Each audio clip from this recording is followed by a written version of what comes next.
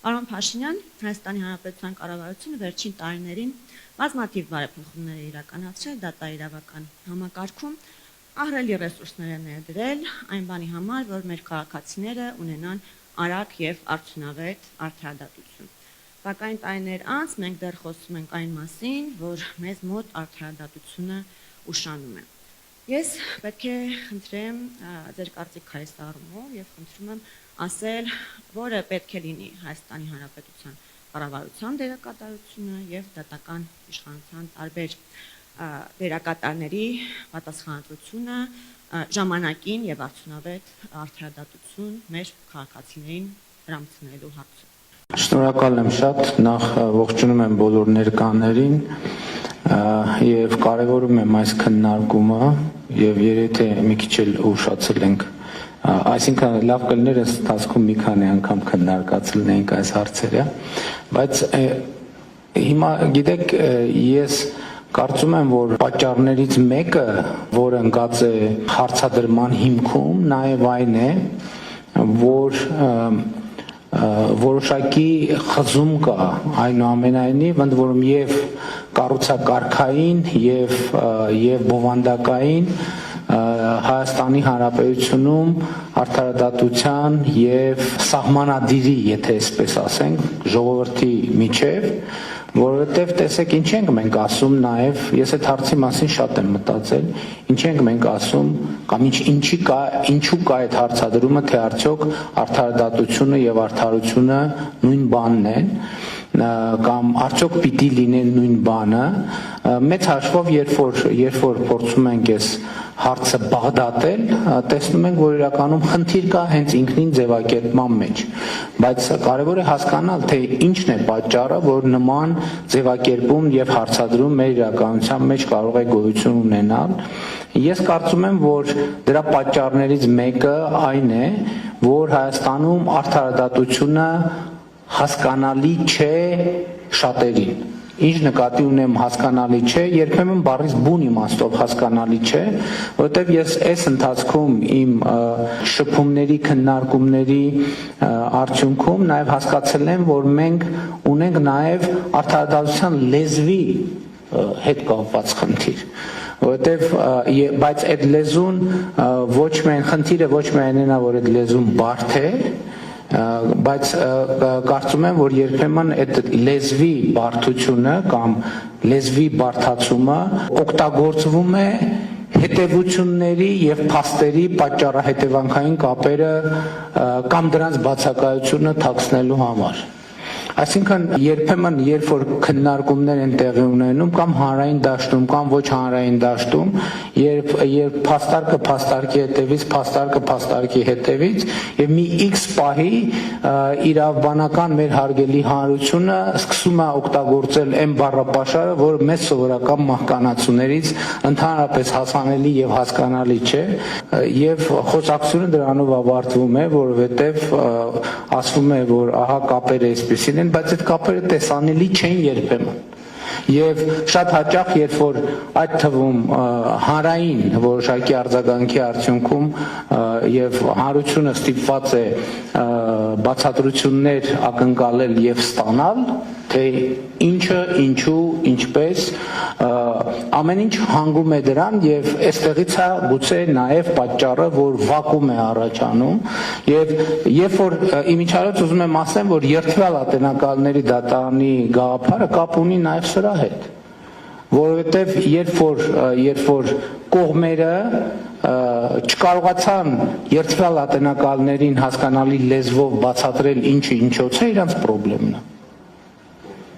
Հիմա մեր խնդիրն է, որ մենք չենք կարողանում հասկանալ ինչի ինչոց է, կամ հանրությունը չի կարողանում երբեմն, միշտ չէ, բայց երբեմն չի կարողանում հասկանալ ինչը ինչոց է։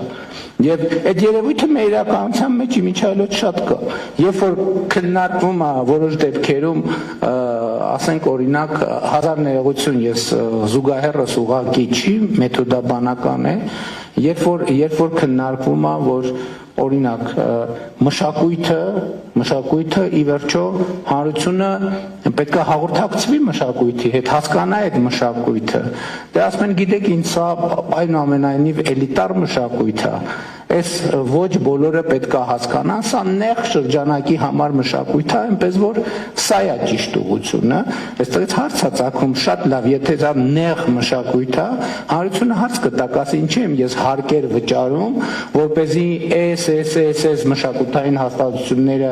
պահպանեմ, որպեսզի նա արտադրի մշակույթ, որ անցնում է դատարկ դահլիճներում կամ 5-6-7 հոգու ներկայությամբ կամ 15-20 հոգու ներկայությամբ, այն պատճառով, որ այդ մշակույթը ինձ հասկանալի չէ։ Եթե ինձ հասկանալի չէ, հասկանալի է թողնա վճար այդ մշակույթի գոյության եւ հետագա գործունեության համար։ Էլ եմ ասում, այստեղ հանկարծ խնդրում եմ սխալ չհասկանաք, բայց նույնն էլ արդարադատության դեպքում է։ Բայց որ դե գիտեք ինչ կան այսպիսի բարդ իրավական հանգույցներ, նրբություններ, որը այդպես է իրականում։ Ես չեմ ասում որ բարդ հանգույցները չկան։ Ես ասում եմ հանրությունը պիտի հասկանա ինչ է տեղի ունենում եւ ինչու։ Այստեղ է ճեղքը առաջանում, որ մարդիկ պատճառահետևանքային կապերը չեն հասկանում, ինչից սկսվեց, ինչի վրա ներքին համոզմունք, որը շատ կարևոր եւ առանցքային բան է։ Բայց եթե մենք չենք տեսնում, թե այդ ներքին համոզմունքը ինչի հիման վրա է ձևավորվել, հարության մոտ է ներքին համոզմունք ձևավորվում է, որ այս ներքին համոզմունքը ձևավորվել է ոչ ամենևին փաստերի եւ փաստարկների հիման վրա։ Ընդ որում նաև երբեմն մեր իրավաբանական հանրության ներկայացուցիչներ երբեմն կրակին յուղ են լցնում, ասելով, որ դե գիտեք ինչ իրավաբանությունը ճշգրիտ գիտություն չի։ Այո, գալիս է, զարգանում, դե կարա սենց էլ լինի եզրակացությունը, կարա նենց էլ լինի։ Սա ֆունդամենտալ պրոբլեմ է։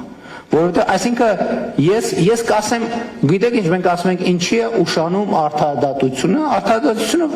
ոչ այնքան ուշանում, որտեղ տեղ չի հասնում։ Ինքը անընդհատ process է, ինքը չի հանգուցալուծվում։ Ինքը գնում է, անընդհատ պատկերացրեք ճամփորդություն, որը չի ավարտվում։ Այսինքն չկա այդ վերջին կետը, որ մենք եկանք հասանք հետեւյալ եզրակացության եւ ընդ որում այստեղ խնդրեմը հələ եթե էս լիներ, դա կլիներ խնդրեմի մի մասը։ Նույն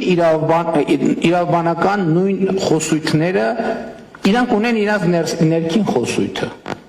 Օպերատիվ բլոկում առանձին ընկալումներ եւ պատկերացումներ կան,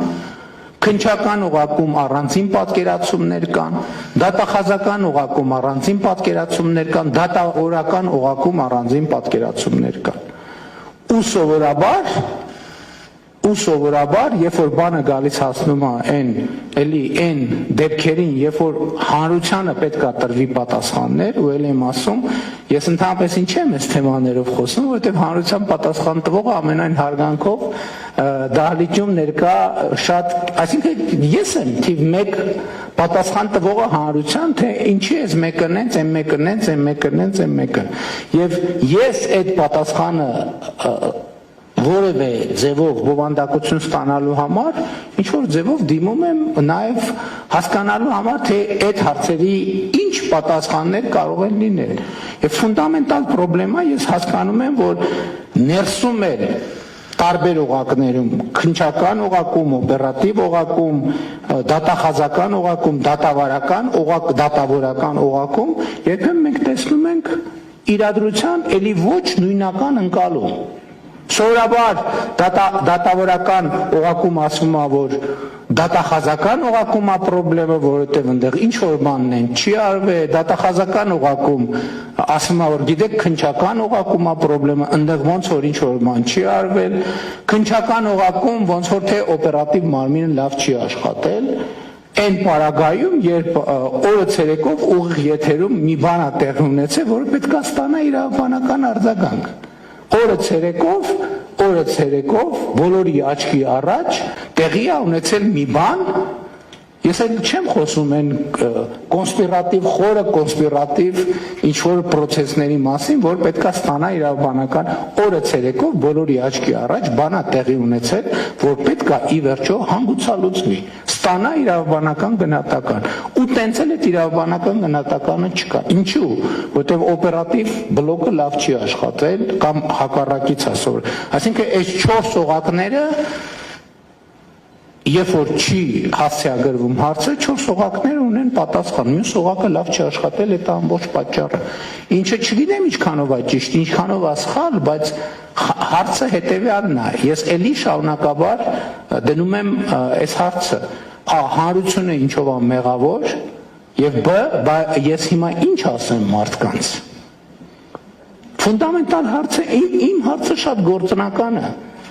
Ես իսկապես բաներ չունեմ, նախապաշարաններ չունեմ,